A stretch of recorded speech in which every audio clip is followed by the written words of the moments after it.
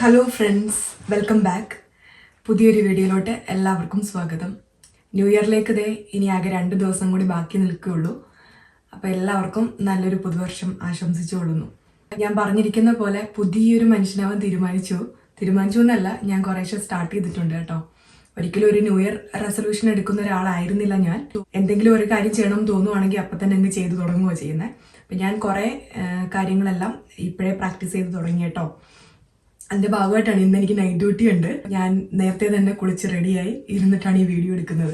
വൈകുന്നേരം സമയമാകുമ്പോഴത്തേന് എൻ്റെ ബാക്കി ടൈം ടേബിൾ ഒന്നും തെറ്റാണ്ട് തന്നെ എല്ലാം ചെയ്തിട്ട് എനിക്ക് ഡ്യൂട്ടിക്കും പോവാമല്ലോ എന്ന് വിചാരിച്ചു.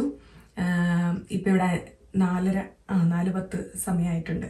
അപ്പം എല്ലാവരും ക്രിസ്മസ് ഒക്കെ നന്നായിട്ട് ആഘോഷിച്ചു എന്ന് വിചാരിക്കുന്നു. ക്രിസ്മസിൻ്റെ സന്തോഷങ്ങളും സെലിബ്രേഷൻസും എല്ലാ കാര്യങ്ങളും ഒക്കെ കഴിഞ്ഞെന്നുണ്ടെങ്കിൽ ഇനി നമുക്ക് കുറച്ച് സീരിയസ് ആയിട്ട് പുതിയ ഗോൾസ് ഒക്കെ സെറ്റ് ചെയ്യാം. സീരിയസ് ആയിട്ട് ഇനി നമുക്ക് പുതുവർഷം നമുക്ക് നന്നായിട്ട് അങ്ങോട്ട് തുടങ്ങാം. തുടക്കം തന്നെ അടിപൊളിയാവട്ടെ. അപ്പം ഞാൻ ചെയ്തു തുടങ്ങിയ കാര്യങ്ങളാണ് ഞാൻ നിങ്ങളടുത്ത് പറഞ്ഞു തരാൻ പോകുന്നത്. എന്നെ പോലെ ചിന്തിക്കുന്ന എത്ര പേരുണ്ടെന്ന് എനിക്കറിയത്തില്ല. പക്ഷേ അത് ചെയ്തു തുടങ്ങിയപ്പം എനിക്ക് അതിൽ ഒരുപാട് മാനസികമായിട്ടുള്ളൊരു സന്തോഷമാണ് എനിക്ക് ഫസ്റ്റ് കിട്ടിയത്. പിന്നെ അതിൻ്റെ ബാക്കി ബെനിഫിറ്റ്സ് ഒക്കെ നമുക്ക് വർഷാവസാനം നമുക്ക് വീണ്ടും ഒരു വീഡിയോ ചെയ്യാം കേട്ടോ. അപ്പോൾ കൂടുതൽ പറഞ്ഞ് ഞാൻ ബോറടിപ്പിക്കുന്നില്ല. പഴയ കാലത്തെ സിനിമകൾ കാണാൻ എനിക്ക് ഭയങ്കര ഇഷ്ടമാണ്. എനിക്ക് സമയം കിട്ടുമ്പോഴൊക്കെ വീക്ക്ലി വൺസ് അല്ലെങ്കിൽ ട്വൈസ് ഞാനും എൻ്റെ മോനും കൂടി ഇരുന്നിട്ട് ഞങ്ങൾ പഴയ സിനിമകൾ കാണാറുണ്ട്. അല്ലെങ്കിൽ ഹസ്ബൻഡ് ഞങ്ങൾ എല്ലാവരും കൂടെ ചേർന്നിരുന്നിട്ട് ഒരു സിനിമ സെലക്ട് ചെയ്ത് കാണാറുണ്ട്. പഴയ സിനിമകൾ, 90s സിനിമകൾ. അതിൻ്റെ ഒരു പ്രധാന ഉദ്ദേശം എന്ന് വെച്ചാൽ എനിക്ക് കാണാനായിട്ട് അന്നത്തെ കാലത്ത് ആ ഒരു വീടും ആ സൗഹൃദവും ആ കൂട്ടായ്മകളും അതൊക്കെ കാണാനായിട്ട് എനിക്ക് ഭയങ്കര ഇഷ്ടമാണ്. ഇപ്പോഴും ഞാൻ മിസ് ചെയ്യുന്നൊരു കാര്യം, നമ്മുടെ ആ പണ്ടത്തെ നമ്മളിൽ ജീവിച്ചു പോകുന്നൊരു ലൈഫ് സ്റ്റൈൽ ഉണ്ടല്ലോ. എന്ന് മുതലാണോ ഈ സോഷ്യൽ മീഡിയയുടെ ഇൻഫ്ലുവൻസ് വന്നു തുടങ്ങിയത്, അന്ന് മുതൽക്ക് അതൊക്കെ നശിച്ചു പോയി തുടങ്ങിയെന്ന് എനിക്ക് വിഷമം തോന്നിയിട്ടുള്ളൊരു കാര്യമാണത്. എപ്പോഴും ഇങ്ങനെ സോഷ്യൽ മീഡിയാസിൽ ഇങ്ങനെ നോക്കിയിരിക്കുക. ഞാൻ ഈ ഇൻസ്റ്റ പോലുള്ള ആപ്പുകളിലൊന്നും ഞാൻ വലിയ ആക്റ്റീവ് ഒന്നും അല്ല. പക്ഷെ എന്നിരുന്നാൽ പോലും നമ്മൾ ഫോൺ എടുത്തു കഴിഞ്ഞാൽ, ഞാൻ ഫോൺ യൂസ് വളരെയേറെ കുറച്ചൊരാളാണ്. എങ്കിൽ പോലും ഞാൻ പറയുകയാണ്, രാവിലെ ഉണർന്നു കഴിഞ്ഞ് നമ്മൾ ഫോൺ എടുക്കുമ്പോൾ ഫസ്റ്റ് ചെയ്യുന്നത് വെച്ചാൽ ഇമെയിൽ ഒന്ന് ചെക്ക് ചെയ്ത് നേരെ വാട്സപ്പ് വഴി ഇൻസ്റ്റഗ്രാമിൽ പോയി ഫേസ്ബുക്കിലും കൂടെ കയറി തിരിച്ച് വീണ്ടും വാട്സപ്പിൽ വന്ന് ഇറങ്ങി പോരുക. ഇതാണ് എൻ്റെ ഒരു റൂട്ട്. ഒരിടയ്ക്ക് എൻ്റെ സമയം നന്നായിട്ട് പോയിക്കൊണ്ടിരുന്നൊരു കാര്യം അതായിരുന്നു. ഇപ്പം ഞാൻ അങ്ങനെ സമയം കളയാറില്ല. എന്നാൽ പോലും നമ്മുടെ ചുറ്റിലും ഇങ്ങനെ ഒരുപാട് പ്രേരണകളാണ്. ഇനിയുള്ള വെല്ലുവിളി എന്തായിരിക്കും എന്നറിയാവോ? നമുക്ക് ഇതുപോലുള്ള ഗാഡ്ജറ്റ്സും കാര്യങ്ങളും ഒക്കെ കൊണ്ടുവന്ന് നമ്മുടെ ലൈഫിനെ ഈസി ആക്കി കൊണ്ടുവരുമ്പം നല്ലൊരു കായിക ശേഷിയും നല്ല ചിന്താശേഷിയും നല്ല ബുദ്ധിയും വിവേകവും ഒക്കെ ഉള്ളൊരു തലമുറയെ മുഴുവൻ ഈ 6 ഇഞ്ച് സ്ക്രീനിനകത്ത് ഒതുക്കിയിരുത്തി നമ്മുടെ പൊട്ടൻഷ്യലിനെ തകർത്ത് ഒരു വെറും അലസന്മാരായിട്ട് നമ്മളെങ്ങനെ മുന്നിലിരുത്തുക. നെഞ്ചിൽ കൈവച്ച് പറയാവോ, ആരൊക്കെ ഇങ്ങനെ നമുക്ക് ആവശ്യമില്ലാത്ത വീഡിയോസും ഡാൻസും ഫോട്ടോസും തമാശ വീഡിയോകളും ഒക്കെ കണ്ടിങ്ങനെ സ്ക്രോൾ ചെയ്ത് ഒന്നിൽ നിന്ന് തുടങ്ങി ഇങ്ങനെ സ്ക്രോൾ ചെയ്തിരുന്ന് സമയം കളയുന്നില്ല എന്ന്. എനിക്ക് അതുപോലെ ഞാൻ സമയം കളഞ്ഞിരുന്ന ആളായിരുന്നു ഞാൻ. എൻ്റെ സമയത്തെ അത് ഒരുപാട് യൂട്ടിലൈസ് ചെയ്യുന്നു എന്ന് തോന്നിയപ്പോൾ മുതലാണ് 2025 ഞാൻ ചെയ്യാൻ പോകുന്ന ഒരു കാര്യം, എൻ്റെ സോഷ്യൽ മീഡിയാസിൻ്റെ ഉപയോഗം ഞാൻ കുറയ്ക്കാൻ പോവുക.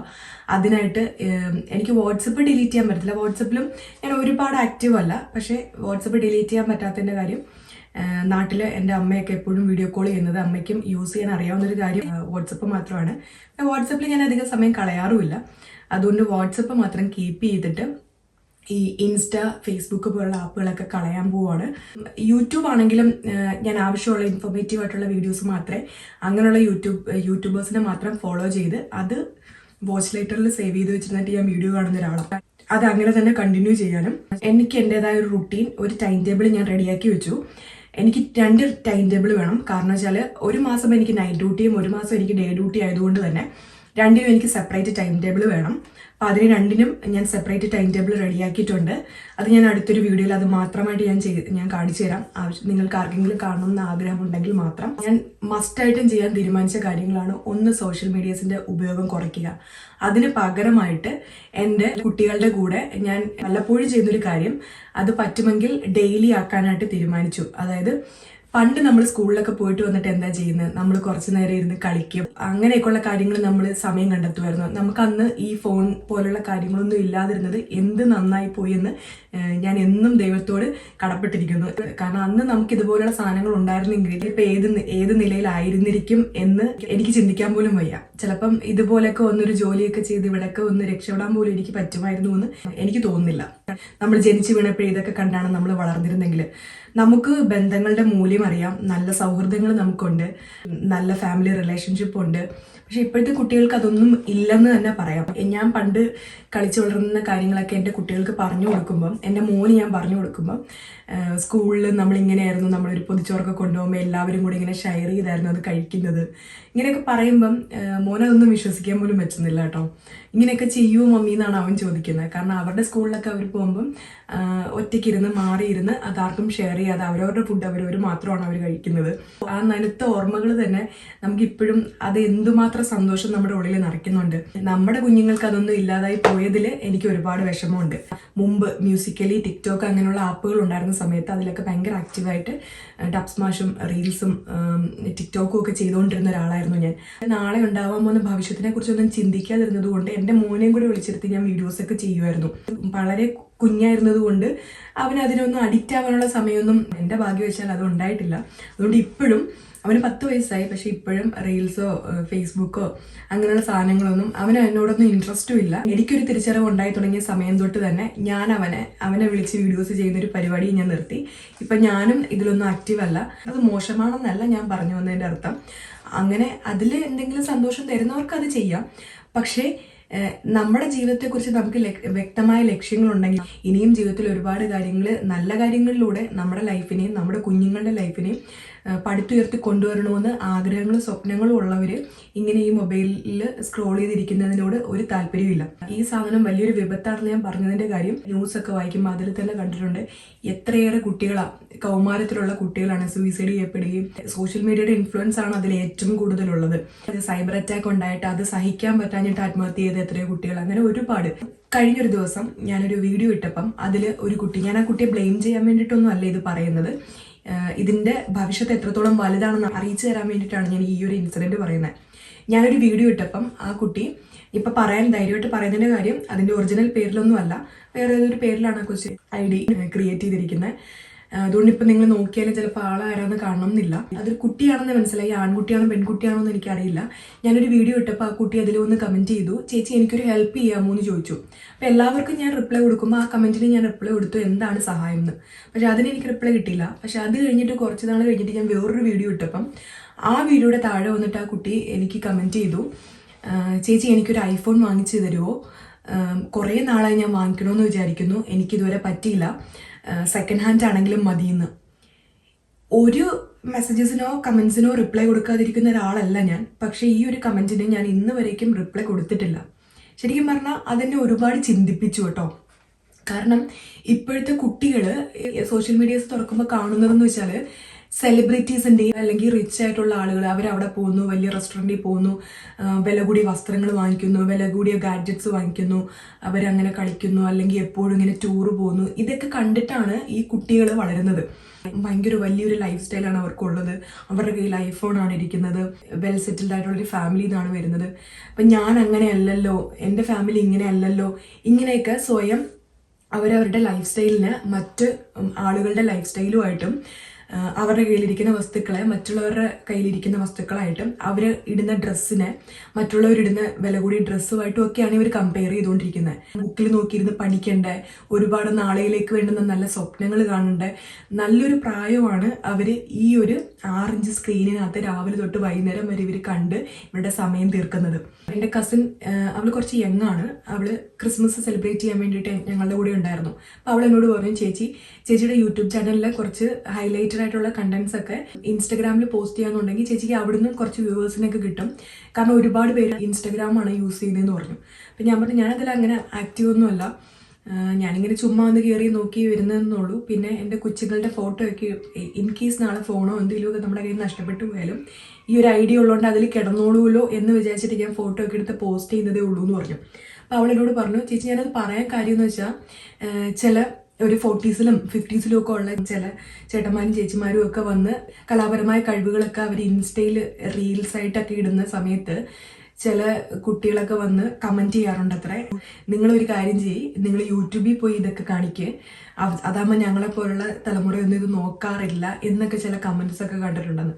അതായത് ഇപ്പോഴത്തെ ഒരു കുഞ്ഞു കുട്ടികളും ആ പ്രായത്തിലുള്ള ആളുകളെല്ലാവരും ഇൻസ്റ്റയിലാണ് ഇരിക്കുന്നത്. ബാക്കി അവർ ഫേസ്ബുക്കിനെ പോലും എന്തോ ഒരു പഴയ സാധനമായിട്ടാണ് കാണുന്നതെന്നൊരു ഒരു രീതിയാണ്. എത്രത്തോളം ആളുകൾക്ക് ഇത് അറിയാമെന്ന് എനിക്കറിയത്തില്ല. എൻ്റെ കസിൻ പറഞ്ഞപ്പോഴാണ് കേട്ടോ ഞാൻ ശ്രദ്ധിക്കുന്നത്.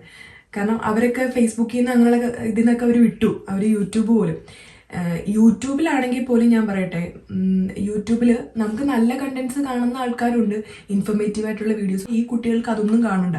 അവർക്ക് എന്തെങ്കിലും സെലിബ്രിറ്റീസ് അവിടെ പോയി, അല്ലെങ്കിൽ അവരിവിടെ പോയി, അവർ ടൂറിന് പോയി, അങ്ങനെയൊക്കെയുള്ള തരത്തിലുള്ള, അല്ലെങ്കിൽ ഇപ്പം നടക്കുന്ന രാഷ്ട്രീയപരമായിട്ടുള്ള കാര്യങ്ങളോ അല്ലെങ്കിൽ ലോകപരമായിട്ടുള്ള അറിവുകളോ ഇങ്ങനെയുള്ള കാര്യങ്ങളൊന്നും അവർക്ക് ആർക്കും അറിയണ്ട. അവർ ഇതുപോലുള്ള റീൽസൊക്കെ കണ്ട്, അത് അൺലിമിറ്റഡ് അല്ലേ, എത്ര തോണ്ടിക്കൊണ്ടിരുന്നാലും അത് തീർന്നു പോകില്ലല്ലോ, അതിങ്ങനെ കണ്ടിന്യൂസ് വന്നുകൊണ്ടിരിക്കുമല്ലേ. എൻ്റെ ഈ കസിൻ പറഞ്ഞു തന്നിട്ട് തന്നെ നല്ല കോണ്ടന്റ് ക്രിയേറ്റേഴ്സ് ആണ്. അവരുടെ കുറച്ച് വീഡിയോസ് ഞാൻ കാണാൻ തുടങ്ങി. അവരൊരു ഗ്രൂപ്പാണ്, ഒരു 4-5 പേരുണ്ട്. കോമിക്കായിട്ടുള്ള കോണ്ടന്റ്സ് ക്രിയേറ്റ് ചെയ്യുക. അപ്പം നമ്മൾ ചിരിച്ച് നല്ല രസമാണ് കേൾക്കാനൊക്കെ. വീഡിയോസ് ഞാൻ കാണാൻ തുടങ്ങിയപ്പം ശരിക്കും ഞാൻ അഡിക്റ്റ് ആയതിനകത്ത്. കാരണം അതുപോലെ അവർ ആളുകളെ പിടിച്ചിരുത്തുന്നുണ്ട്, നമുക്ക് കണ്ടിരിക്കാൻ ഭയങ്കര രസമാണ്. ഈ 5-6 പേര് അടങ്ങുന്ന ഒരു ഗ്രൂപ്പാന്ന് പറഞ്ഞില്ലേ, ഇവർക്ക് ഇൻഡിവിജ്വലി അക്കൗണ്ട്സ് ഉണ്ട്. നമ്മൾ ഇവരെ ഫോളോ ചെയ്യാൻ തുടങ്ങിയപ്പം ഓട്ടോമാറ്റിക്കലി ഇതിൽ ആരുടെ അക്കൗണ്ട് ആണെന്നൊന്നും നമ്മൾ അറിയത്തില്ല, ഇവരുടെ വീഡിയോസ് തന്നെ കണ്ടിന്യൂസ് വന്നുകൊണ്ടിരിക്കുക. അപ്പം നമ്മൾ എന്ത് ചെയ്യും, അവരെല്ലാവരും ഫോളോ ചെയ്യും. അങ്ങനെ ഇൻസ്റ്റയിൽ ചിലപ്പോൾ ഒരു 10 മിനിറ്റ് ആയിരിക്കും, ഞാൻ 10 മിനിറ്റ് സമയം കൊടുത്തിട്ടായിരിക്കും ഇൻസ്റ്റ എല്ലാത്തിലും ഒന്ന് കയറി വരുന്നത്. പക്ഷേ ഇൻസ്റ്റയിൽ കയറുമ്പോൾ ഞാൻ സ്റ്റക്കാവും. കാരണം ഇവരുടെ ഈ 5-6 പേര് അവരുടെ ഇൻഡിവിജ്വൽ അക്കൗണ്ട്സിൽ നിന്ന് ദിവസം തന്നെ 6-7 വീഡിയോസ് ഇട്ടുകൊണ്ടിരിക്കുക. ഇത് തന്നെ നിറഞ്ഞിരിക്കുക. അപ്പം ഞാൻ ഫോളോ ചെയ്യുന്ന വേറെ കുറേ ആൾക്കാരുണ്ട്, ഇവരുടെ വീഡിയോസ് ഒന്നും വരാനുള്ള സമയമില്ല. ഈ 10 മിനിറ്റ് ഞാൻ ഇരിക്കുമ്പം ഈ പിള്ളേരുടെ വീഡിയോസ് തന്നെ കണ്ടിന്യൂസ് വന്നുകൊണ്ടിരിക്കുക. അവിടെ യൂട്യൂബ് ചാനൽ ഫോളോ ചെയ്തപ്പോൾ യൂട്യൂബിലും ഇത് തന്നെ അവസ്ഥ. അവിടെ ഇൻഡിവിജ്വലി അവർക്ക് യൂട്യൂബിലും അവർക്ക് ചാനലുണ്ട്, ആ ചാനലിലും എല്ലാം ഇവരുടെ ഈ വീഡിയോസ് നിറഞ്ഞുകൊണ്ടിരിക്കുക. ലാസ്റ്റ് നമ്മളിങ്ങനെ വേറെ ഏതൊരു വേൾഡിലെ ട്രാപ്പായ പോയ പോലെ എനിക്ക് ഫീൽ ചെയ്തു. കാരണം വേറെ ഒന്നും നമുക്ക് ആവശ്യമുള്ളതൊന്നും കാണാൻ പറ്റുന്നില്ല, ആകെ വട്ടുപിടിച്ചു. എപ്പോഴും ഇങ്ങനെ കണ്ട് ചിരിച്ചുകൊണ്ടിരിക്കുന്ന അങ്ങനത്തെ വീഡിയോസ് മാത്രം പോലും പ്രൊഡക്ടിവിറ്റീനെ കൂട്ടാനും ആവശ്യമായ നല്ല കോണ്ടന്റ്സും ഒക്കെ നമ്മൾ കാണണമല്ലോ. ഫൈനലി ഞാൻ അവരെ അൺഫോളോ ചെയ്തു. ഇപ്പോഴും ഞാൻ പറയുന്നത് അവർ മോശമായിട്ടല്ല, പക്ഷെ ഇതുപോലുള്ള കുറേ ക്രിയേറ്റേഴ്സിൻ്റെ നിങ്ങൾ കണ്ടിരുന്ന നമ്മുടെ സമയമാണ് നമ്മൾ വേസ്റ്റാക്കി കളയുന്നത് എന്ന് എൻ്റെ സമയത്തിൽ എനിക്ക് വില തോന്നിയപ്പോഴാണ് ഇനി ഇത് വേണ്ട എന്ന് വിചാരിച്ചിട്ട് ഞാൻ അവരുടെ എല്ലാം അൺഫോളോ ചെയ്തു. അങ്ങനെയാണ് അത് പിന്നെ വരാണ്ടായത്. നമ്മുടെ സമയത്തിന് നമ്മൾ വില കൊടുത്തില്ലെന്നുണ്ടെങ്കിൽ വേറെ ആരും അതിന് വില കൊടുക്കത്തില്ല.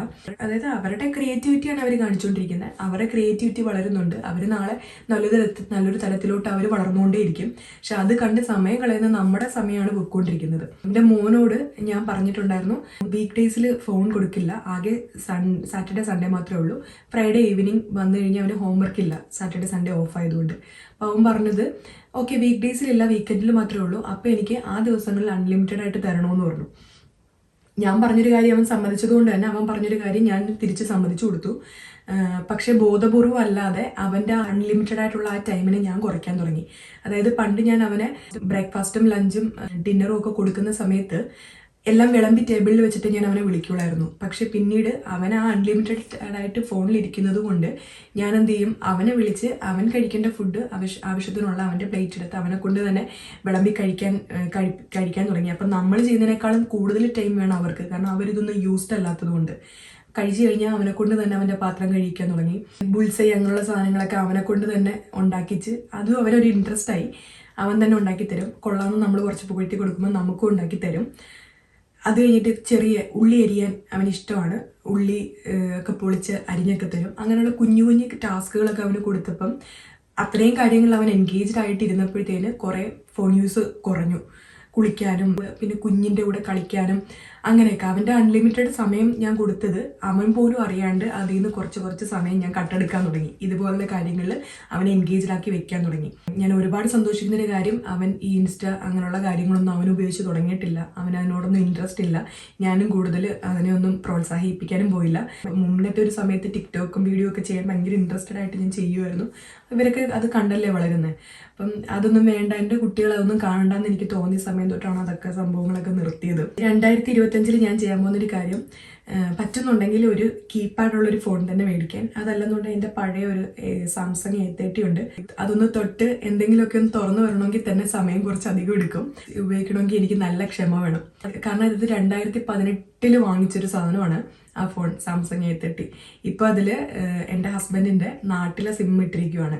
കാരണം പുള്ളി ഇന്ത്യൻ നേവിയിലായിരുന്നു, പുള്ളിക്ക് പെൻഷനൊക്കെ വരുന്നുണ്ട്. അപ്പം നാട്ടിലെ ഒരു നമ്പർ വേണം, അപ്പോൾ അതെപ്പോഴും ചാർജ് ചെയ്ത് അതിനകത്ത് ആ സിം ഇട്ടിരിക്കുക മാത്രമാണ്. ഇടയ്ക്ക് എന്തെങ്കിലും ഒരു ആവശ്യത്തിന് അത് എടുത്തു കഴിഞ്ഞാൽ നമുക്ക് ദേഷ്യം വരും, കാരണം എല്ലാം ഇങ്ങനെ തുറന്നു വരാനായിട്ട് കുറേ സമയം എടുക്കും. ജാംബോൻ്റെ കാലത്തെ ഫോണെന്നൊക്കെ പറയുന്ന പോലെ. കാരണം എനിക്ക് ക്ഷമയ്ക്ക് ഇച്ചിരി കുറവുണ്ടെന്ന് എനിക്ക് തോന്നി. നമ്മൾ ഈ തൊടുമ്പ് വിരൽ തുമ്പിലെല്ലാം കിട്ടി ശീലിച്ചത് കൊണ്ട് തന്നെ ഒരു വീഡിയോ അതൊന്ന് കംപ്ലീറ്റ് ചെയ്യാനുള്ള ഒരു ക്ഷമ പോലും ഇല്ല. അടുത്തതിലോട്ട് ഓടാനുള്ള ഒരു വ്യഗ്രതയുണ്ടല്ലോ. കാരണം ഈ വൈഫൈ അങ്ങനെയുള്ള കാര്യങ്ങളൊക്കെ നമ്മൾ ഉപയോഗിച്ച് ശീലിച്ചത് കൊണ്ട് തന്നെ നമുക്ക് എല്ലാം പടപടേന്ന് ഇങ്ങനെ ഡൗൺലോഡായി കിട്ടും. അപ്പം അതുകൊണ്ട് തന്നെ നമ്മുടെ ക്ഷമ അല്പം കുറഞ്ഞു പോകുന്നുണ്ടെന്ന് എനിക്ക് തോന്നിയിട്ടുണ്ട്. അപ്പം ആ ക്ഷമയൊക്കെ ഒന്ന് തിരിച്ചു കൊണ്ടുവരണമെന്നുണ്ടെങ്കിൽ ഇതുപോലുള്ള സാധനമൊക്കെ തന്നെ ഉപയോഗിച്ച് ശീലിച്ചേ പറ്റുള്ളൂ എന്ന് എനിക്ക് മനസ്സിലായി. അപ്പം ഒന്നുകിൽ ഞാൻ ആ ഫോണിലോട്ട് തിരിച്ചു പോകാനാണ് എൻ്റെ പ്ലാൻ. എന്നിട്ട് ഈ എൻ്റെ കയ്യിൽ ഇപ്പോൾ ഇരിക്കുന്ന ഒരു ഐഫോണാണ്, അത് 12 Pro Max ആണ്. അതുപോലും നിങ്ങൾ പറഞ്ഞാൽ എത്ര പേര് വിശ്വസിക്കുമെന്ന് എനിക്ക് അറിഞ്ഞൂടാ. എൻ്റെ ഹസ്ബൻഡ്, അദ്ദേഹം പണ്ട് ഇന്ത്യൻ നേവി ബാൻഡിലെ മ്യൂസീഷ്യനായിരുന്നു, സാക്സഫോണിസ്റ്റ് ആയിരുന്നു. 15 വർഷം അവിടുത്തെ ബോണ്ട് കഴിഞ്ഞ് 2017 റിട്ടയർമെൻറ്റ് വാങ്ങി പുള്ളി ഇറങ്ങിയതിന് ശേഷം ഖത്തർ പോലീസ് ബാൻഡിൽ പുള്ളി സാക്സഫോണിസ്റ്റായിട്ട് വർക്ക് ചെയ്യുന്ന സമയത്താണ് ഞാൻ അയർലൻഡിലേക്ക് വരുന്നത്. 2018 അദ്ദേഹം ജോലി കിട്ടി അവിടെ പോയപ്പം അന്നത്തെ iPhone XS പുള്ളി മേടിച്ചു. അത് കഴിഞ്ഞിട്ട് അതിൻ്റെ തന്നെ ആപ്പിളിൻ്റെ എയർപോഡൊക്കെ വാങ്ങിച്ചു. അപ്പം അന്ന് എന്നോട് പറഞ്ഞു, നിനക്ക് വാച്ചും ഒക്കെ മേടിച്ചു കേട്ടോ ഐഫോണിൻ്റെ. അപ്പം അന്ന് എന്നോട് പറഞ്ഞു, നിനക്ക് ഞാൻ ഐഫോൺ വാങ്ങിച്ചു തരാം. അപ്പം നമ്മൾ അന്ന് കേട്ടിട്ടുണ്ട് ഐഫോണിനൊക്കെ ഭയങ്കര വിലയാണ്, 1 ലക്ഷം രൂപയൊക്കെ കൊടുത്താലേ കിട്ടുള്ളൂ എന്നൊക്കെ അന്ന് നമുക്ക് കേട്ടിട്ടുണ്ട്. അപ്പം എനിക്ക് വാങ്ങിച്ചു തരാമെന്ന് പറഞ്ഞപ്പോൾ ഞാൻ പറഞ്ഞു, എനിക്കിങ്ങനെ പണ്ടേ ഇങ്ങനെ ഒരു ആവശ്യമില്ലാത്ത കാര്യങ്ങൾക്ക് ഇങ്ങനെ കുറേ പൈസ ചിലവാക്കുന്നതിനോട് എനിക്ക് താല്പര്യമില്ല. അന്നും കുറേയൊക്കെ സമ്പാദ്യശീലമൊക്കെ ഉള്ള ഒരാളാണ് ഞാൻ കേട്ടോ. അപ്പം എന്നോട് പറഞ്ഞപ്പോൾ ഞാൻ പറഞ്ഞു, എനിക്കിത് വേണ്ട, അതിന് പകരം നമുക്ക് എന്തെങ്കിലും ഗോൾഡോ എന്തെങ്കിലും വാങ്ങിച്ചാൽ മതി. എന്തായാലും ഇത്രയും വില കൊടുത്തൊരു ഫോൺ കയ്യിൽ കൊണ്ട് നടക്കാനുള്ള അതിന് പറ്റിയ ജോലിയൊന്നും എനിക്കില്ല, അപ്പോൾ എനിക്കതിൻ്റെ ആവശ്യമില്ല എന്ന് ഞാൻ പറഞ്ഞു. അന്ന് ഞാൻ സ്റ്റുഡൻറ്റ് വിസയിലോട്ട് പോകാൻ വേണ്ടിയിട്ട് എൻ്റെ കയ്യിലുള്ള കുറച്ച് സ്വർണ്ണമൊക്കെ ഞാൻ വിറ്റിട്ടുണ്ടായിരുന്നു. എല്ലാം കുറച്ച്. എനിക്ക് സ്വർണ്ണത്തിൻ്റെ കൂട്ടത്തിൽ ആകെ ഇടാൻ ആഗ്രഹമുള്ളൊരു കാര്യം എൻ്റെ പാദസരമാണ്, അല്ലാതെ വേറൊരു ഗോൾഡ് ഞാൻ ഇടാറില്ല. ആ പാദസരം കൂടെ വിൽക്കേണ്ടി വന്നതുകൊണ്ട് എനിക്ക് പകരം പുള്ളി ലീവിന് നാട്ടിൽ വന്നപ്പോഴത്തേന് പിറ്റേന്ന് തന്നെ എനിക്ക് കൊണ്ടുപോയി പാദസരം വാങ്ങിച്ചു തന്നു കേട്ടോ. അതായത് എനിക്ക് ഐഫോൺ വാങ്ങിച്ചു തരാമെന്ന് പറഞ്ഞ ആ പൈസ വെച്ചിട്ട് എനിക്ക് സ്വർണം വാങ്ങിച്ചു തന്നു. ഞാനിവിടെ സെറ്റിൽഡായി കഴിഞ്ഞപ്പോൾ ഫാമിലിയെ കൊണ്ടുവരാൻ വേണ്ടിയിട്ട് അദ്ദേഹം അവിടുത്തെ ഖത്തർ പോലീസ് ബാൻഡിൽ ജോലി റിസൈൻ ചെയ്തിട്ടാണ് പുള്ളി ഇങ്ങോട്ട് വരുന്നത്. അവർക്ക് കോൺട്രാക്ട് ഉണ്ടായിരുന്നു, അത് ബ്രേക്ക് ചെയ്ത് ഇറങ്ങുന്നതുകൊണ്ട് തന്നെ കുറച്ചധികം പേപ്പർ വർക്കൊക്കെ ഉണ്ടായിരുന്നു. ശരിക്കും നമ്മളിവിടെ എത്തിക്കഴിഞ്ഞ് 3 മാസം കഴിഞ്ഞ് ഫാമിലിയെ കൊണ്ടുവരാം. പക്ഷെ എൻ്റെ ഫാമിലി ഇവിടെ എത്താൻ വേണ്ടി 1.5 വർഷത്തോളം എടുത്തു. കാരണം അദ്ദേഹത്തിന് അവിടുന്ന് റിലീവ് ചെയ്ത് പോരാനായിട്ട് അത്രയും സമയം എടുത്തു. എന്നോട് പറയാണ്ട് എനിക്ക് ഐഫോൺ 12 Pro Max പുള്ളി വാങ്ങി വെച്ചിരിക്കുമായിരുന്നു. എന്നോട് പറഞ്ഞില്ല, പറഞ്ഞു കഴിഞ്ഞാൽ ഞാൻ വഴക്ക് പറയുമെന്ന് അറിയാവുന്നതുകൊണ്ട്. പുള്ളി എന്താ ചെയ്തതെന്ന് വെച്ചാൽ, എനിക്ക് OET ഫസ്റ്റ് അറ്റംപ്റ്റ് തന്നെ എനിക്ക് OET കിട്ടി. അപ്പം അന്ന് എനിക്കൊരു ഗിഫ്റ്റായിട്ട് പുള്ളി വാങ്ങി വെച്ചതാണ്. പിന്നെ പുള്ളിക്കറിയാലോ ജോലി നിർത്തി ഇങ്ങോട്ട് വരുവാണ്. അപ്പം എല്ലാവരും പറയുന്ന പോലെ മിഡിൽ ഈസ്റ്റിലൊക്കെ ഫോണിനൊക്കെ നല്ല വിലക്കുറവിൽ കിട്ടും. അപ്പം ഈ ഒരു അവസരം കളഞ്ഞു കഴിഞ്ഞാൽ പിന്നെ ഖത്തറിൽ നിന്ന് തിരിച്ചു വന്നു കഴിഞ്ഞാൽ പിന്നെ ആരോടെങ്കിലുമൊക്കെ ചോദിച്ചല്ലേ നമുക്ക് നാളെ ആഗ്രഹം തോന്നിയേ മേടിക്കാൻ പറ്റുള്ളൂ. കുറച്ച് വിലക്കുറവിൽ നമുക്ക് കിട്ടുമല്ലോ എന്നൊരു ഇതുകൊണ്ട് പുള്ളി എനിക്കൊരു ഫോൺ വാങ്ങിച്ച് കൊണ്ടുവന്നു. 2020 വാങ്ങിച്ച ഫോൺ 2021 നവംബറിലാണ് അദ്ദേഹം അതിനുമായിട്ട് ഇങ്ങോട്ട് അയർലൻഡിലേക്ക് വരുന്നത്. അപ്പോൾ 1.5 വർഷത്തോളം അദ്ദേഹത്തിൻ്റെ കയ്യിൽ തന്നെ ഈ ഫോൺ ഇരുന്നു. വേണമെങ്കിൽ ഇവിടെ എൻ്റെ പല കസിൻസും പലരും ഒക്കെ അയർലൻഡിലേക്ക് വരുന്നുണ്ടായിരുന്നു, അവരുടെ കയ്യിൽ കൊടുത്തുവിടായിരുന്നു. പക്ഷെ ഞാൻ വഴക്ക് പറയുന്നുള്ളതുകൊണ്ട് നേരിട്ട് കൊണ്ടും തരാമല്ലോ എന്ന് വിചാരിച്ചിട്ട് അദ്ദേഹം എനിക്ക് തന്നില്ല. 1.5 വർഷം കഴിഞ്ഞിട്ടാണ് ഈ ഫോൺ എൻ്റെ കയ്യിൽ കിട്ടുന്നത്. അത് കഴിഞ്ഞിട്ട് ഇപ്പോഴും എനിക്ക് ഈ ഫോൺ മാറ്റണം എന്നോ അങ്ങനെയൊന്നും എനിക്ക് തോന്നിയിട്ടില്ല. അദ്ദേഹം എന്നോട് പറയും, ആപ്പിളിൻ്റെ തന്നെ ഒരു എയർപോഡും വാച്ചൊക്കെ മേടിച്ചൂടെ എന്നൊക്കെ. മേടിക്കണം എന്നുണ്ടെങ്കിൽ ഇപ്പം നമുക്ക് മേടിക്കാൻ പറ്റുന്ന സാഹചര്യം തന്നെയാണ്. പക്ഷേ എനിക്ക് അങ്ങനെയുള്ള കാര്യങ്ങളിലൂടെ പൈസ കളയുന്നതിനോട് എനിക്കൊന്നും താല്പര്യമില്ല. കുറച്ച് പൈസയെ നമ്മൾ സ്നേഹിക്കണം കേട്ടോ. പൈസയെ നമ്മൾ സ്നേഹിച്ചാലും അതിന് ബഹുമാനം കൊടുത്തെങ്കിൽ മാത്രമേ നമുക്ക് പൈസ ഉണ്ടാവുള്ളൂ എന്ന് വിശ്വസിക്കുന്ന ഒരാളാണ് ഞാൻ. 10th വരെയും എനിക്ക് ട്യൂഷൻ ഉണ്ടായിരുന്നു. പക്ഷെ +1 +2 ഞാൻ ട്യൂഷന് പോയിട്ടില്ല. +1 ഒരു കുറച്ച് 3 മന്ത്സോളം ഞാൻ ട്യൂഷന് പോയി. അത് കഴിഞ്ഞിട്ട് ട്യൂഷൻ പോയിട്ടില്ല.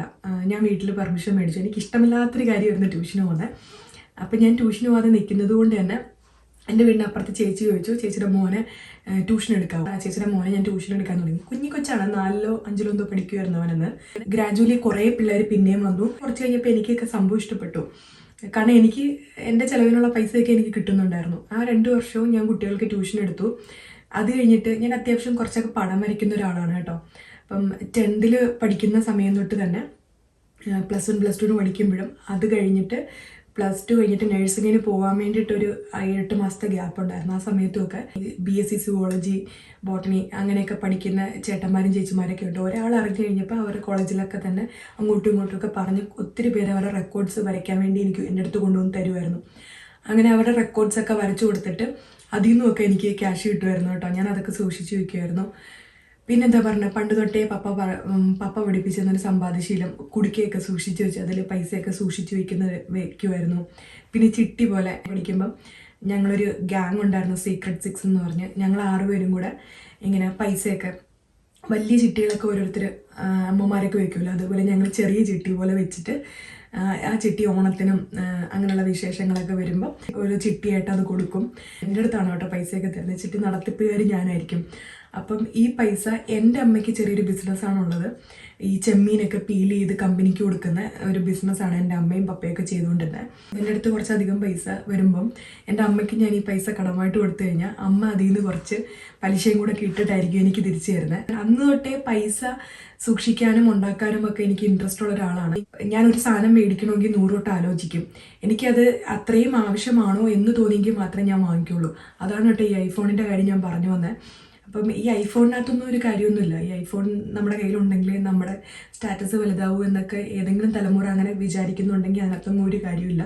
അതൊന്നും വേണ്ട. നാളെ വരുന്ന ഒരു തലമുറയുടെ അവരുടെ ചിന്താശേഷിയും അവരുടെ ബുദ്ധിയും അവരുടെ സമയത്തെയും എല്ലാം കളയാൻ പോകുന്നൊരു കാര്യം, വലിയൊരു വിപത്ത് തന്നെയാണ് നമ്മുടെ ഈ സോഷ്യൽ മീഡിയയും നമ്മുടെ കയ്യിലിരിക്കുന്ന ഈ ഗാഡ്ജറ്റ്സും. ഇതൊക്കെ ഒരു ബോംബ് പോലെ പ്രവർത്തിക്കാൻ പോകുന്നൊരു കാലമാണ്. അപ്പം നമ്മുടെ കുട്ടികളെ എത്രത്തോളം നമുക്ക് ഇതിൽ നിന്നൊക്കെ സേഫാക്കി വെക്കാവോ അത്രത്തോളം ഇപ്പോൾ സേഫാക്കി വെക്കാം. ഞാൻ ഈ സോഷ്യൽ മീഡിയ മാറ്റി നിർത്തിയത് കൊണ്ട് മാത്രം കാര്യമായില്ലല്ലോ. അപ്പം ഞാൻ എൻ്റെ ലൈഫിന് ഒന്ന് റുട്ടീൻ ഉണ്ടാക്കി എടുക്കാൻ പോവാണ്. കൃത്യമായിട്ട് വെള്ളം കുടിക്കുക, കൃത്യമായിട്ട് ആഹാരം കഴിക്കുക, എക്സസൈസ് ചെയ്യുക, പ്രാർത്ഥിക്കുക. ഞാനൊരു ക്രിസ്ത്യനാണ്. അപ്പം എനിക്ക് 2 ബ്രദേഴ്സാണുള്ളത്. എൻ്റെ 2 മൂത്ത ചേട്ടന്മാരും പപ്പയും അമ്മയൊക്കെ. ഞങ്ങളെല്ലാവരോടും ഒരുമിച്ചിരുന്ന് കൊന്തയൊക്കെ ചൊല്ലുമായിരുന്നു. നമ്മളന്ന് മുട്ടൊക്കെ കുത്തിന്ന് കൊന്ത ചൊല്ലുമ്പോഴും ഒക്കെ ഉണ്ടല്ലോ, അത് അന്ന് നമ്മളൊരു ആചാര്യ പോലെ ചെയ്യുന്നതാണ്. ചിലപ്പോൾ ഭക്തി പോലും ഉണ്ടാവണമെന്നില്ല, അവർ ചെയ്യുന്ന പോലെ കോപ്പി ചെയ്തൊക്കെ ചെയ്യുന്നു. അമ്മമാരെ പ്രായമൊക്കെ എത്തിയപ്പം അതെന്തോ ദൈവം നമുക്കെന്തോ സാധിച്ചു തരും, അങ്ങനെ ഒരു വിശ്വാസമായിരുന്നു എനിക്ക്. അത് കഴിഞ്ഞ് ഇപ്പം ഈ ഒരു പ്രായത്തിൽ ഞാൻ നിൽക്കുമ്പം ഞാൻ പല കാര്യങ്ങളും ഞാൻ അറിയുന്നു അതൊരു മെഡിറ്റേഷൻ ആണെന്ന്. ഞാൻ ശാസ്ത്രീയപരമായിട്ട് മെഡിറ്റേഷൻ ഒന്നും പഠിച്ചിട്ടൊന്നുമില്ല. പക്ഷെ ഇപ്പം ഞാൻ മനസ്സിലാക്കുന്ന ഒരു കാര്യം, വിശ്വാസ പ്രകാരമുള്ളൊരു പ്രാർത്ഥനയിൽ നമ്മൾ ചൊല്ലിക്കൊണ്ടിരിക്കുമ്പം അത് പ്രാർത്ഥന ഒരു മെഡിറ്റേഷൻ പോലെ പ്രവർത്തിക്കുന്നുണ്ട്. ആ ഒരു സമയത്ത് കുറച്ച് നേരത്തേക്ക് നമുക്ക് അതിൽ കോൺസെൻട്രേറ്റ് ചെയ്യാനും പല വിചാരങ്ങളില്ലാതിരിക്കാനും അതിങ്ങനെ മന്ത്രങ്ങൾ ഇങ്ങനെ ഉരുവിട്ടുകൊണ്ടിരിക്കുമ്പോൾ അത് നമ്മൾ പോലും അറിയാണ്ട് നമ്മുടെ വീട്ടിലും നമ്മളായിരിക്കുന്ന സ്ഥലത്തും നമ്മുടെ മനസ്സിലും ഒരു പോസിറ്റീവ് എനർജി നിറയ്ക്കുന്നുണ്ട്. എൻ്റെ മോനും ഈ ക്രിസ്ത്യൻ പ്രാർത്ഥനകളെല്ലാം അവന് അറിയാട്ടോ നന്നായിട്ട്. നാട്ടിൽ ഫസ്റ്റ് ഹോളി കമ്മ്യൂണിന് നാട്ടിൽ പോയപ്പോൾ അച്ഛൻ തന്നെ അത്ഭുതപ്പെട്ടു പോയി. അവൻ എല്ലാ പ്രാർത്ഥനകളും കൃത്യമായിട്ട് 2 ഭാഷയിലും പറഞ്ഞു കേൾപ്പിച്ചപ്പോൾ അച്ഛന് പോലും അത്ഭുതമായി. കാരണം ഞങ്ങൾ ഇവിടുത്തെ ഞങ്ങൾ കൊന്തയൊക്കെ ചെല്ലാറുണ്ട്. പക്ഷേ എന്നാൽ പോലും തിരക്കിനിടയ്ക്ക് എൻ്റെ റുട്ടീനും നൈറ്റൊക്കെ ആയി കഴിയുമ്പോഴത്തേനും ഞങ്ങൾ അതൊക്കെ നിർത്തി. പക്ഷേ 2025 കണ്ടിന്യൂസ് ആയിട്ട് ഫാമിലിയായിട്ട് അങ്ങനെ ഇരുന്ന് മുടങ്ങാണ്ട് എല്ലാ ദിവസവും, എനിക്കിപ്പോൾ നൈറ്റ് ഡ്യൂട്ടി ആണെങ്കിൽ പോലും, അതാണ് ഞാൻ ഈ കുളിച്ച് റെഡി ആയിട്ട് ഇരിക്കുന്നതെന്ന് പറഞ്ഞ്, എനിക്ക് പോകുന്നതിന് മുമ്പ് 6:30 തന്നെ കൃത്യമായിട്ട് അതിന് മുന്നേ വീഡിയോ ഒക്കെ എഡിറ്റ് ചെയ്ത് കഴിഞ്ഞിട്ട് എൻ്റെ ഫാമിലി ആയിട്ടിരുന്ന് എനിക്ക് കൊന്തയൊക്കെ ചൊല്ലിയിട്ട് വേണം എനിക്ക് ഡ്യൂട്ടിക്ക് പോകാൻ. 8 മണിക്കാണ് എൻ്റെ ഡ്യൂട്ടി തുടങ്ങുന്നത്. ഇവിടുന്ന് 7:30, 7:45 ആകുമ്പോഴേ ഞാൻ ഇറങ്ങുള്ളൂ. പിന്നെ മെഡിറ്റേഷൻ, ശാസ്ത്രീയമായിട്ട് മെഡിറ്റേഷൻ ഒന്നും അറിയാത്തവർക്ക് പോലും ഏറ്റവും നല്ലൊരു കാര്യമാണ് നമ്മുടെ ഇതുപോലത്തെ ഒരു ബുക്ക്, സുഡോക്കു. ഈ ഗെയിം കളിക്കാൻ അറിഞ്ഞൂടെങ്കിൽ ഇത് പഠിക്കുവാണെങ്കിൽ നല്ല സൂപ്പർ ഒരു സാധനമാണ് കേട്ടോ.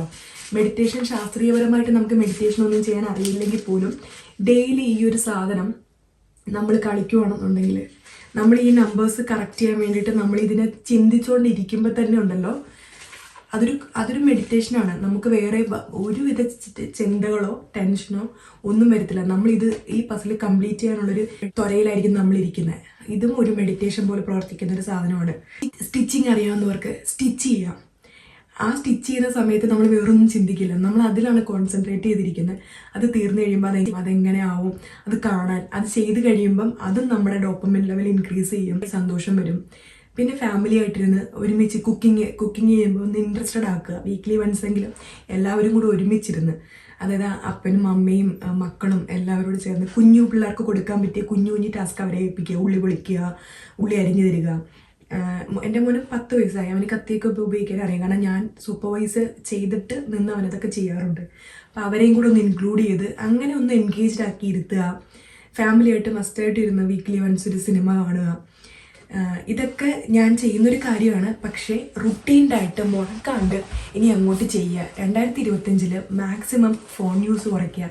പിന്നെ ഏറ്റവും വലിയൊരു കാര്യം, ഇൻസ്റ്റഗ്രാമിൽ ഒരു പേജ്, അത് 3 ദിവസം മുമ്പേ കണ്ടതാണ്, ക്രിസ്മസിൻ്റെ 2 ദിവസം മുമ്പേ കണ്ടതാണ്. അപ്പം തന്നെ ഞാൻ ആ വാട്സപ്പ് നമ്പറിൽ അവരെ കോൺടാക്ട് ചെയ്തു. അതായത് വിദേശത്തേക്ക് ബുക്കുകൾ അയച്ചിരുന്ന ഒരാളാണ്. 14 ബുക്സ് ഞാൻ ഓർഡർ ചെയ്തിട്ടുണ്ട്. ഞാൻ വെയിറ്റിംഗ് ആണ്. എനിക്ക് ബുക്ക് വായിക്കാൻ ഭയങ്കര ഇഷ്ടമാണ്. എൻ്റെ പപ്പയുണ്ടല്ലോ, എനിക്ക് വീക്ക്ലി വൺസ് നമുക്ക് പണ്ട് കളിക്കുടുക്ക എന്ന് പറഞ്ഞൊരു ബുക്ക് ഇറങ്ങുമല്ലോ, ആ കളിക്കുടുക്ക എനിക്ക് വാങ്ങിച്ചു തരും. പപ്പ ഇങ്ങനെ വരാൻ വേണ്ടി വെയിറ്റ് ചെയ്തിരിക്കും ആ ദിവസം. വീക്കിലി ഏത് ദിവസമെന്ന് എനിക്ക് ഓർമ്മയില്ല. കളിക്കുടുക്ക വരുന്ന ആ ഒരു പർട്ടിക്കുലർ ഡേ ഉണ്ടല്ലോ, ആ ഡേയിൽ ഇങ്ങനെ വെയിറ്റ് ചെയ്തിരിക്കും പപ്പ കൊണ്ടുവരുന്നതായിട്ട്. എൻ്റെ മോനൊക്കെ ഞാൻ ഇഷ്ടം പോലെ കഥകൾ പറഞ്ഞു കൊടുക്കും. കഥകളിലൂടെ സംസാരിക്കാൻ എനിക്കിഷ്ടമാണ്. കാരണം ഒരുപാട് കഥകൾ കേട്ടും വായിച്ചു നമ്മൾ വളർന്നിട്ടുള്ളത് അല്ലേ. അന്നത്തെ കാലം നമ്മൾ അങ്ങനെയായിരുന്നു. കളിക്കുടുക്ക വാങ്ങിച്ചു തരുമോ മാത്രമല്ല കേട്ടോ, പപ്പ എന്നെ കൊണ്ടത് ഉറക്കം വായിക്കും. പപ്പ ക്ഷമയോടെ എൻ്റെ അടുത്തിരുന്നത് കേൾക്കും. എത്രത്തോളം ബുക്സ് എനിക്ക് എവിടെ നിന്ന് കിട്ടുന്നോ, സ്കൂളിൽ ലൈബ്രറി പോകുന്ന സമയത്ത് എനിക്ക് യൂട്ടിലൈസ് ചെയ്യുമായിരുന്നു. പോയിരുന്ന് ബുക്ക് വായിക്കും. എൻ്റെ കല്യാണമൊക്കെ കഴിഞ്ഞിട്ട് ഞാൻ വീണ്ടും എൻ്റെ വീട്ടിൽ വന്നിന്ന് പിന്നെ മോന് 1 വയസ്സായപ്പോൾ ഞാൻ പഠിക്കാൻ വേണ്ടി തുടങ്ങിയായിരുന്നു. എൻ്റെ വീടിന് തൊട്ടിപ്പുറത്ത് ആ ചേച്ചിയെ അവിടുത്തെ ചേട്ടൻ കല്യാണം കഴിച്ച് കൊണ്ടുവന്നതാണ്. ചേച്ചി നന്നായിട്ട് ബുക്ക് വായിക്കും. പിന്നീട് ചേച്ചിയായിട്ട് കമ്പനി ആയപ്പോഴാണ് ഞാൻ അറിഞ്ഞത് ചേച്ചിയുടെ കയ്യിൽ ഇഷ്ടം പോലെ പുസ്തകങ്ങളുണ്ടെന്ന്. അങ്ങനെ ചേച്ചിയെടുത്ത് ഞാൻ ബുക്ക് വായിച്ച് ഇഷ്ടം പോലെ ബുക്ക് ഞാൻ അന്നേരം വായിക്കുമായിരുന്നു. അങ്ങനെ പിന്നെ കൊല്ലത്ത് DC ബുക്സ് ഓപ്പൺ ആയപ്പം അവിടെ പോയി ബുക്സൊക്കെ വായിക്കും. അപ്പം നാട്ടിൽ എനിക്ക് ഒരുപാട് ബുക്സ് ഉണ്ട്. അതൊക്കെ കുറച്ചായിട്ട് ഇങ്ങോട്ട് കൊണ്ടുവരണം. കുറച്ചൊക്കെ കൊണ്ടുവന്ന് മേളിലിരിപ്പുണ്ട്. പിന്നെ എനിക്ക് മലയാളത്തിൽ ബുക്ക് വായിക്കുന്നതാണ് ഏറ്റവും ഇഷ്ടം. പക്ഷെ ഇവിടെ വന്നതിന് ശേഷം നമുക്ക് അതിനുള്ള ഓപ്പർച്യൂണിറ്റി ഇല്ലാത്തതുകൊണ്ട് ഷോപ്പുണ്ട് ആൽഡി, ലിഡിൽ എന്നൊക്കെ പറഞ്ഞിട്ട്. അപ്പോൾ ഈ ആൽഡിയിൽ പോകുമ്പം അവിടെ ഇടയ്ക്ക് ഇങ്ങനെ ബുക്സ് വരും. നല്ല പുസ്തകങ്ങളാണ്. പേരൊക്കെ നോക്കിയിട്ട് എനിക്ക് ഇഷ്ടപ്പെടുന്ന പുസ്തകങ്ങൾ നോക്കി ഞാൻ കൊണ്ടുവരും. അങ്ങനെ അതൊക്കെ ഞാൻ ഇപ്പം അങ്ങനത്തെ പുസ്തകങ്ങൾ, ഇംഗ്ലീഷ് പുസ്തകങ്ങളാണ് വായിക്കുന്നത്. പക്ഷെ എനിക്ക് മലയാളം പുസ്തകം വായിക്കാനാണ് ഭയങ്കര ഇഷ്ടം. അങ്ങനെ 14 പുസ്തകം ഞാൻ ഓർഡർ ചെയ്തിട്ടുണ്ട്. അത് വരാൻ വേണ്ടി കട്ട വെയിറ്റിംഗ് ആണ്. അപ്പം ഇങ്ങനെയൊക്കെയാണ് എൻ്റെ 2025 ഞാൻ എൻഗേജ്ഡ് ആക്കാൻ പോകുന്നത്. എൻ്റെ ഫോൺ യൂസ് ഞാൻ കുറയ്ക്കാൻ പോവാണ്. ഇങ്ങനെ ചിന്തിച്ച് തുടങ്ങിയവരുണ്ടെങ്കിൽ അവർ രക്ഷപ്പെടും എന്ന് തന്നെയാണ് എനിക്ക് പറയാനുള്ളത്. വിപരീത ഇൻഫർമേഷനാണ് ഈ സോഷ്യൽ മീഡിയ തരുന്നത്. അതായത് നമ്മളൊന്ന് റീൽസ് ഇതൊക്കെ തുറക്കുമ്പോഴത്തേന് കുറേ ഫുഡുകൾ, ആ ഫുഡ് ഈ ഫുഡ്, നമ്മൾ കണ്ടിട്ടില്ലാത്ത തരത്തിലുള്ള ഫുഡ്, ഇതെല്ലാം കഴിക്കണമെന്നൊക്കെ പറഞ്ഞ് കൊതിയെടുത്ത് ഇങ്ങനെ ഇരിക്കുമ്പം അതിൻ്റെ തൊട്ട് പുറകെ അടുത്ത കാര്യം വരും. എന്താ, ചേട്ടന്മാരും ചേച്ചിമാരും ജിമ്മന്മാരും അവിടെ പോയി ജിമ്മിൽ പോയി അവരെ ബോഡി ട്രെയിൻ ചെയ്യുന്നു, അത് ചെയ്യുന്നു, ഇത് ചെയ്യുന്നു. അത് കാണുമ്പോൾ തോന്നുന്നു ഇത് ഡയറ്റിങ്ങും കൂടെ ചെയ്താലേ ഈ സംഭവം പറ്റത്തുള്ളൂ. ഈ ഇഷ്ടപ്പെട്ട സാധനങ്ങളെല്ലാം കടകൾ തോറും കഴിച്ച് കിടന്നിട്ട് ഈ ബോഡി ഇങ്ങനെ ആക്കണമെന്ന് വെച്ചാൽ നടക്കത്തില്ല. അപ്പോൾ എന്താ പറയുക, വിപരീത ഇൻഫർമേഷനാണ് നമുക്ക് ഒരുപാട് ഇൻഫർമേഷനാണ്. ഇതിൽ ഏത് ചൂസ് ചെയ്യണം, ഏത് വേണം, ഏത് വേണ്ട എന്ന് നമുക്ക് തിരഞ്ഞെടുക്കാൻ പോലുള്ള സമയം നമുക്ക് ഈ സോഷ്യൽ മീഡിയാസ് തരുന്നില്ല. നല്ല ബുക്കൊക്കെ വായിച്ച്, നല്ല കഥകളൊക്കെ കേട്ട്, നല്ല രീതിയിൽ ചിന്തിച്ച്, നല്ല പ്രൊഡക്റ്റീവായിട്ട്, നല്ല സ്വപ്നങ്ങളെ നെയ്ത്, ആ ഗോൾസിന് വേണ്ടി വർക്ക് ചെയ്ത് നാളെ നല്ലൊരു നിലയിൽ എത്തേണ്ട നമ്മുടെ കുഞ്ഞു കുട്ടികളെ ഈ ഒരു സോഷ്യൽ മീഡിയ ഫുള്ള് നശിപ്പിച്ചുകൊണ്ടിരിക്കുക.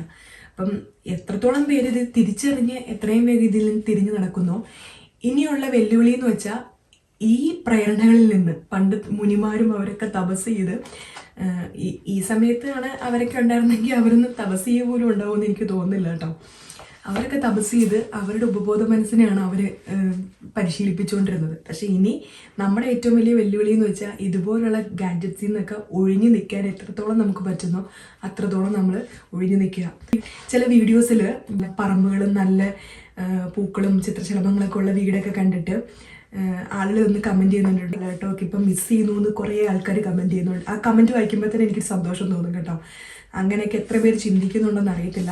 അപ്പം എന്നെപ്പോലെ ചിന്തിക്കുകയും എന്നെപ്പോലെ ആഗ്രഹിക്കുകയും ഒക്കെ ചെയ്യുന്നവരുണ്ടെന്നുണ്ടെങ്കിൽ അതുപോലത്തെ ഒരു കമ്മ്യൂണിറ്റി രൂപീകരിച്ച് ആ കമ്മ്യൂണിറ്റിയിൽ നമുക്കിതുപോലെ നമ്മുടെ ചിന്തകളും നല്ല നല്ല ആശയങ്ങളൊക്കെ അങ്ങോട്ടും ഇങ്ങോട്ടും പങ്കുവെക്കണമെന്നും അങ്ങനെ ഒരു മീറ്റപ്പ് നടത്തണമെന്നൊക്കെ എനിക്ക് ആഗ്രഹമുണ്ട്. അപ്പം ഞാൻ പറഞ്ഞ കാര്യങ്ങളൊക്കെ ഇഷ്ടപ്പെട്ടു എന്നുണ്ടെങ്കിൽ ഇഷ്ടപ്പെട്ടവരൊക്കെ ഒന്ന് കമൻറ്റ് ചെയ്യുക കേട്ടോ. പിന്നെ എനിക്ക് കുറച്ച് ഇമെയിൽസൊക്കെ വന്നായിരുന്നു. കുറേ പേര് കോമൺ ആയിട്ട് ചോദിച്ചൊരു കാര്യമാണ് സ്റ്റഡി ടിപ്സ് ഒന്ന് ചെയ്യാമോ എന്ന്. കാരണം കല്യാണം കഴിഞ്ഞിട്ട് ഞാൻ പഠിക്കാൻ പോയി എന്ന് പറഞ്ഞതുകൊണ്ടായിരിക്കണം സ്റ്റഡി ടിപ്സ്. അതൊക്കെ ഞാൻ അത് ഒരു ഇമെയിലിൽ പറഞ്ഞു തീർക്കാൻ പറ്റുന്നതല്ല. ഞാനൊരു വീഡിയോ ആയിട്ട് അത് ചെയ്യുന്നതായിരിക്കും.